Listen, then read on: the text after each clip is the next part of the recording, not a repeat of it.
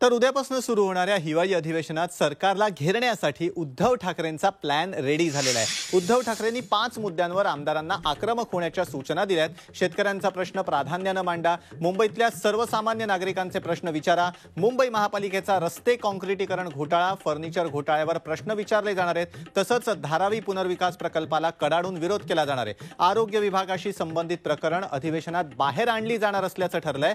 तर drugs mafia ललित पाटील प्रकरणावरून सरकारला जाब विचारला जाणार आहे। उद्धव ठाकरे हे 11 किंवा 12 डिसेंबर दरम्यान नागपुरात अधिवेशनासाठी उपस्थित राहणार आहेत।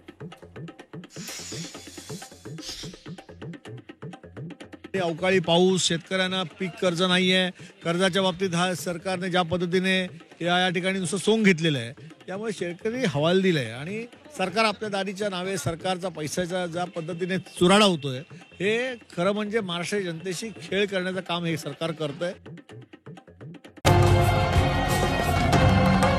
छत्रपतींचा विचार म्हणजे